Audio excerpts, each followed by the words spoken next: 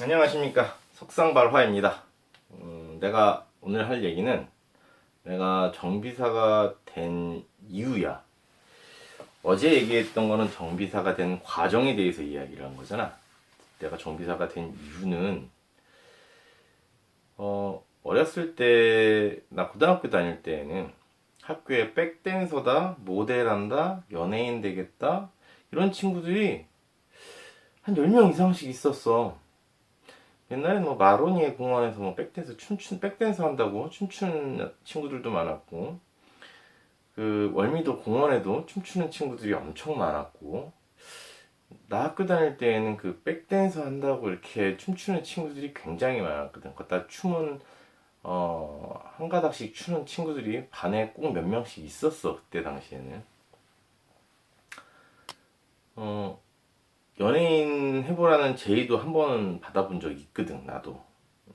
근데 나는 뉴스 같은 데서 어릴 적에 보면 맨날 비리, 부정부패, 뭐 아직까지도 맨날 군대 관련된 비리, 뭐 군납 비리도 있고, 맨날 자녀들 군대 면제시키는 비리도 있고, 뭐 군대 관련 비리는 하여튼 자주 터진다 보니까 이 비리 같은 거가 솔직히 맨날 뉴스에서 어릴 적 보면 맨날 나오다 보니까 나는 나는 노동한 대가만큼 돈을 벌고 싶다라는 이 생각이 굉장히 강했어.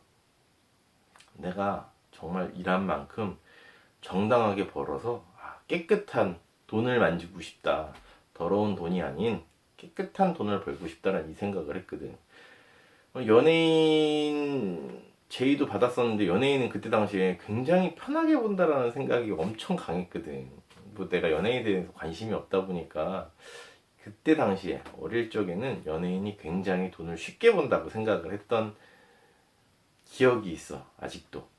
지금은 그렇게 생각은 안 하는데 옛날에는 그렇게 생각을 한 거야.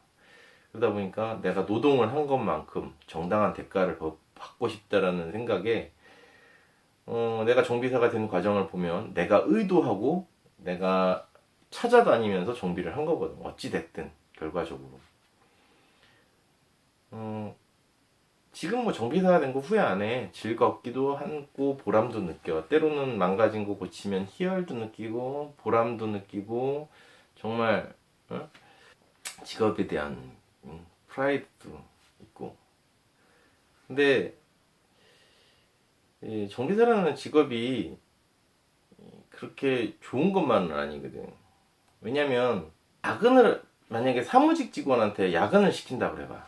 사무직 직원한테 야근을 시키면 야근 수당 안 주면 일하나?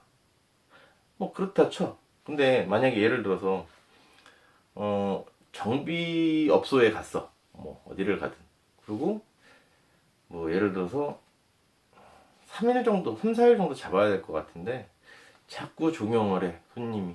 그러면 어찌됐든 종용을 자꾸 하면 액션 정도는 취해줘야 될 거 아니야. 그렇게 막 3일, 시작 3일 정도 잡은 거를 이틀만, 하루만 줄이는 것만 해도 굉장히 힘든 거거든. 그러면 3일 정도 예상을 했는데 어쨌든 액션은 취해줘야 되니까 더 잔업을 하고 늦게까지 근무를 해서 이틀에 줄였다고 치자고. 그럼 이틀에 줄였으면 손님은 작업비를 더 주려고 하나? 그냥 그 금액에서 끝인 거지. 그지? 아니, 더 빨리 끝내달라고 하면 더 많은 작업비를 내야 되는 게 정상 아닌가? 내가 생각을 잘못했나? 더, 똑같은 작업을 하는데 더 빨리 끝내면 더 그만큼 잔업을 하게 되고 더 늦게까지 일을 해야 되게 되는데 같은 비용으로 그만큼 작업을 끝내버린단 말이야. 그럼 사장은 그걸 받은 걸 갖고 잔업수당을 줄까? 직원한테? 한번 생각해야 될 문제라고 봐. 예를 들어 1급이나 2급 같은 경우는 그나마 잔업을 하면 잔업수당을 줘. 근데 뭐 대부분이 3급이 많거든. 보통 우리 집 근처에라든지 뭐 내 가까이에 있는 것들은 다 3급인데 이 상급 정비업소에서는 잔업을 한다고 해서 잔업수당을 주는 게 아니야. 그렇다고 다음날 늦게 출근하는 것도 아니고 일을 한 만큼 충분한 대가를 받지 못하는 직업이라고 생각이 들어.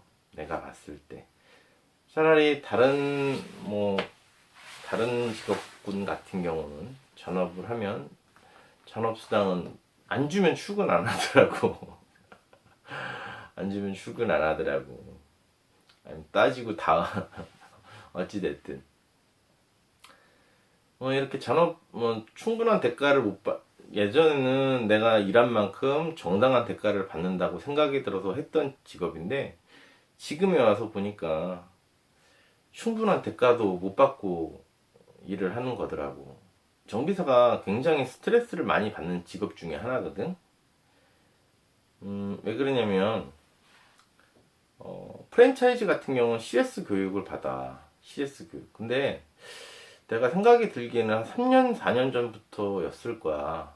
3년, 4년 전부터 블랙 컨슈머, 또 다른 말로는 진상이라고 그러지. 이 고객한테 더 잘해주면 이 고객들이 충성 고객이 되어 우리 기업에게 이로움을 가져다 준다라는 뭐라 그래야 돼? 메커니즘으로 정비사들한테 교육을 시켜.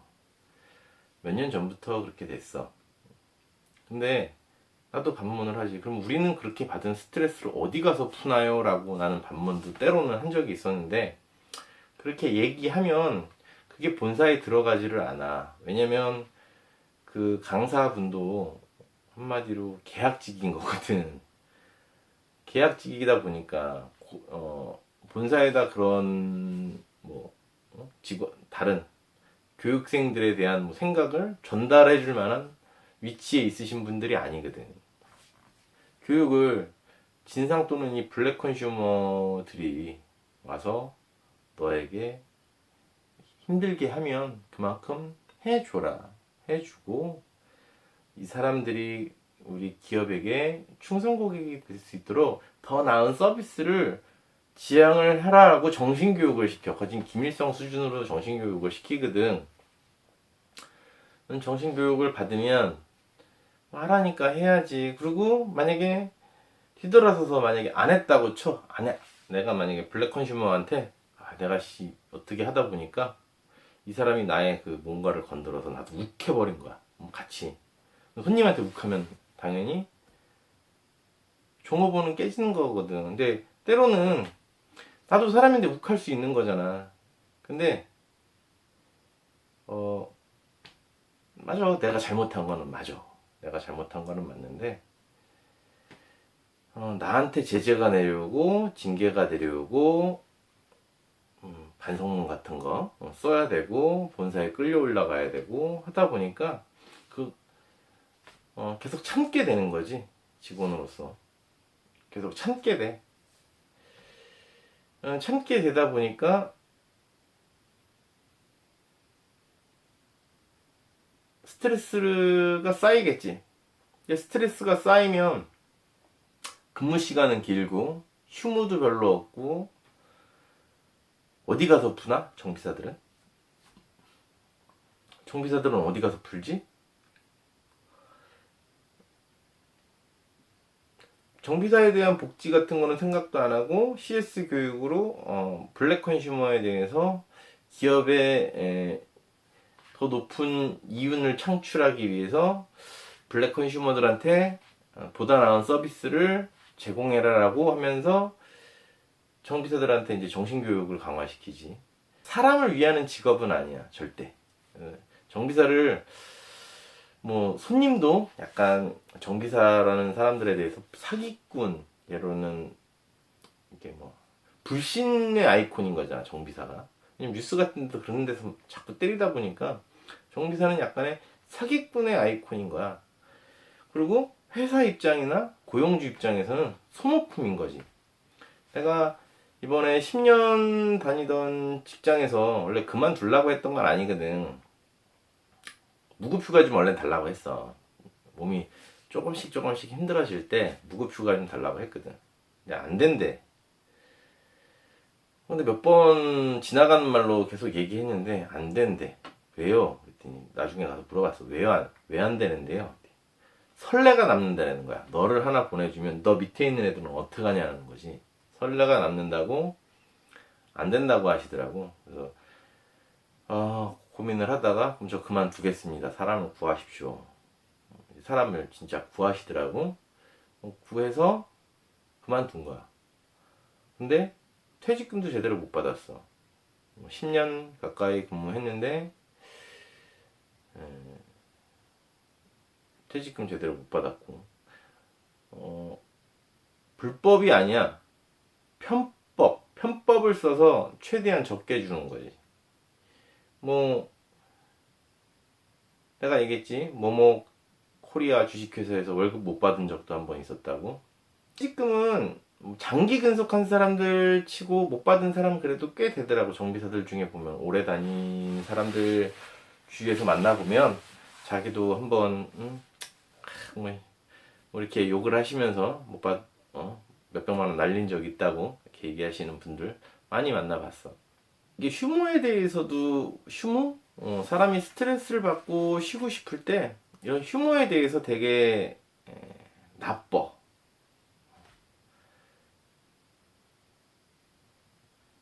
정비사도 사람인데 이렇게 스트레스를 받아가면서 블랙 컨슈머들을 상대하고 하다 보면 그 받은 스트레스를 뭐 예를 들어서 블랙 컨슈머가 아닌 사람한테 괜히 가서 화풀이 할 수도 있는 거고 돌고 도는 건데도 불구하고 정비사들에 대해서 이런 뭐라 그래야 될까 복지 전혀 신경 안 쓰고 정비사를 그냥 소모품으로 보시는 분들이 왜냐면 그럴 수가 뿐이 없는 게 지금 우리 정비사들의 사장님들은 다 기성세대 분들이거든. 근데 이 기성세대 분들이 생각하는 게 뭐냐면 정비사는 많다라고 생각을 해.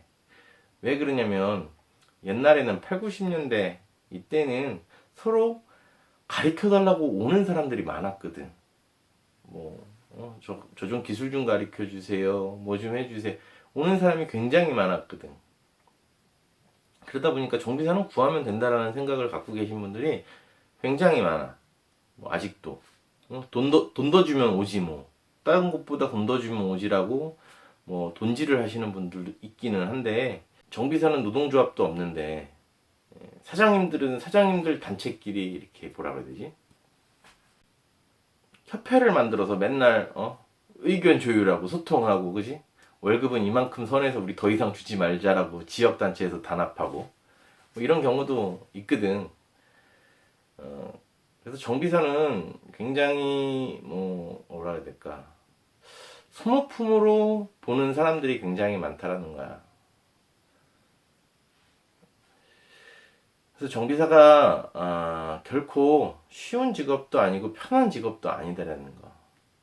그러나 네가 해보고 싶은 생각이 있으면 해봐도 나쁘진 않아. 좋은 장점도 있거든. 이직을 할 때 편하기도 하고 내가 나중에 기술로서 뭔가를 내가 만든다든지 뭔가를 하고 싶을 때 충분히 도움도 되고 금방 습득할 수도 있고 기계에 대해서 다재다능하게 이쪽 저쪽을 넘나들어서 작업을 할 수도 있는 거 있기 때문에 자동차라는 게 어느 한 부분에만 국한되지는 않잖아. 이 기계 덩어리가 유리도 들어가야 되고 섬유도 들어가야 되고 플라스틱 합성 마감도 해야 되고 그지?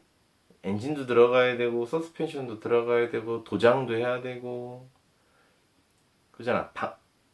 풍절음도 안 나야 되고 자동차라는 게 수리를 하다 보면 생각지도 못한 부분에서 또 배우는 것들이 있거든. 자동차 정비사 재밌는 직업이야. 나쁜 점은 고쳐나가면서 좋은 점은 좀 더 좋아지도록 노력을 해야 되지 않을까라고 생각이 들어. 자동차 정비사 지금 나도 다시 해야 되니까 다시 해야 되니까. 좋은 직업이라고 나는 생각해. 나한테 열정이 있으면 해봐. 그냥 돈을 벌기 위해서 한다고 하면 하지 마. 차라리 다른 직업을 찾아봐. 돈을 벌겠다면. 자동차 정비사는 정말 큰 돈을 벌기에는 쉽지 않은 직업 중에 하나야. 자동차 정비사는. 큰 돈을 벌고 싶으면 다른 걸 해야지. 뭐 자동차 정비사로서 큰 돈을 번 사람들도 있어.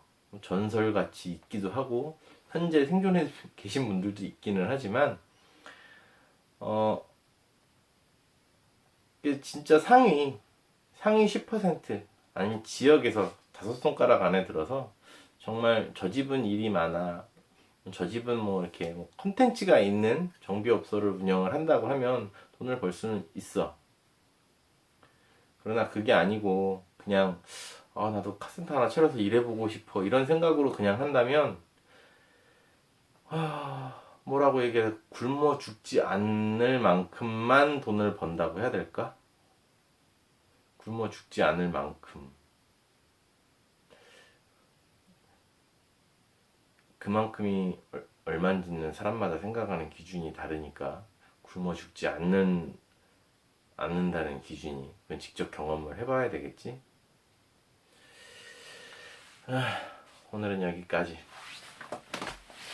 구독과 좋아요 꾹꾹 눌러주시는 거 잊지 말고 알람 버튼 딸랑딸랑 눌러주세요. 그럼 안녕.